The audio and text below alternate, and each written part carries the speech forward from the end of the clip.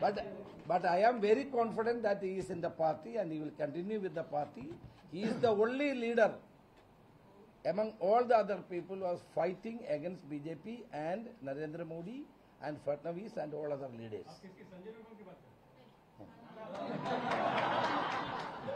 Question was on him.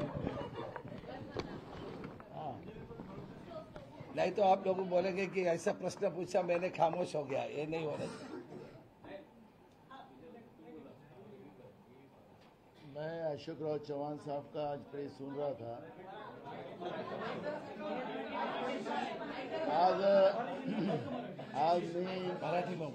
आज मी अशोकराव चव्हाण साहेबांची press ऐकत होतो आणि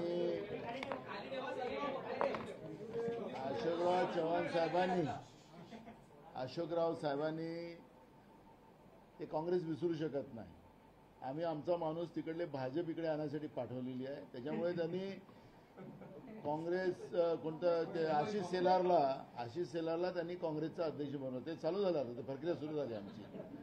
एक दुसरं त्यांचा स्वभावाशी आम्ही सगळेजण वाकिफ आहोत। अशोकराव साहेबांना लीडरशिप करायची नेहमी त्यांची राहिली आणि काँग्रेस पक्षाने त्यांना लीडरशिपला पूर्ण संधी दिलेली होती। अशोकराव साहेबांच्या बरोबरीचे त्यावेळेस लाईनमध्ये खूप लोक होते, पण त्यांना विशिष्ट दर्जा आणि विशिष्ट महत्त्व काँग्रेसने दिले। आमच्या सगळ्या सिनियर नेत्यांना सगळ्यांना माहिती आहे, म्हणून एकदा नाही तर दोनदा त्यांना राज्याचा मुख्यमंत्री केला। पण आता तिकडे गेलेत ते, माझा थोडा अनुभव आहे ना तिकडे, पण मी जाहीरपणे सांगितलं पाहिजे आता त्यांना मागच्या लाईनमध्ये बसावं लागेल। फार वाईट परिस्थिती होणार, त्यांनी निर्णय बदलून घ्यावा अशी आमची त्यांना नम्र विनंती आहे। अजूनही काही बिघडलेलं नाही, त्यामुळे आमची नम्र विनंती आहे।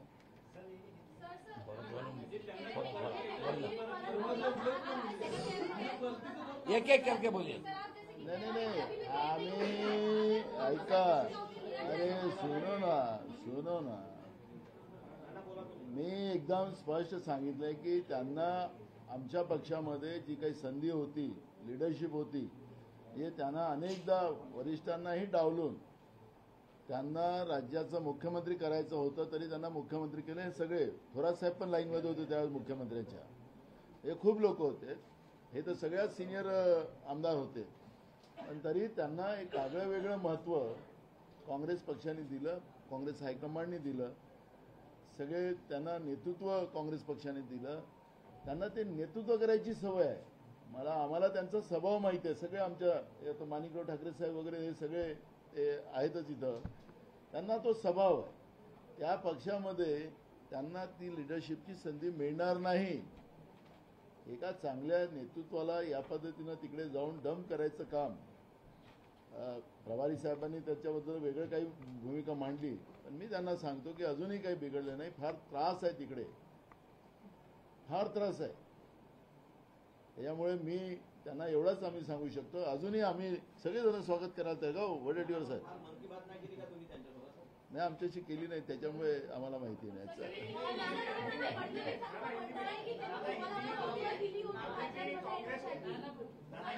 एक बघा, ऐका फडणवीसांचा प्रॉब्लेम कसा आहे? फडणवीसांचा प्रॉब्लेम असा झाला की सातत्याने ते दिल्लीचे 2 आका महाराष्ट्रामध्ये सर्वे करतात आहेत आणि या सर्वेमध्ये महाविकास आघाडीचं जास्तीत जास्त जागा 37च्या वर महाविकास आघाडीच्या जागा दाखवत आहेत। त्यामुळे आमचे मित्र फार आता त्याच्यामध्ये डिस्टर्ब झाले, देवेंद्र फडणवीस साहेब। त्याच्यामुळे ते कसं आपली शाख वाचवता येईल त्याचा ते प्रयत्न करतात आहेत।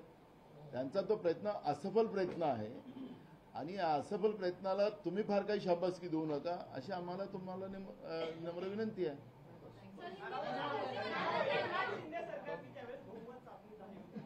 Sir last question.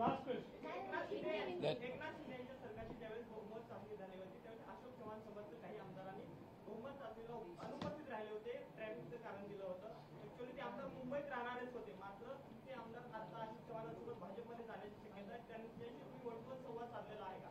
15 तारखेला आमची CLPची मीटिंग आहे। 15 तारखेला 9:30 वाजता आम्ही सगळे आमदार आम्ही सोबत राहणार आहोत। 16-17ला आमचं ऑलरेडी 2 दिवसाचं शिबिर लोणावळ्यामध्ये आहे. त्या लोणावळ्याच्या शिबिरमध्ये सुद्धा आमचे आमदार सगळे राहतील. त्याच्यामुळे ज्या अफवा ज्या चाललेल्या आहेत त्या अफवाला पूर्णविराम आपण द्यावं असं आमचं म्हणणं आहे. पण सर, एक शेवट आहे, शेवट आहे. Sanjay Raut one minute. असं म्हणतात की Yes, sir. नागरिक आहे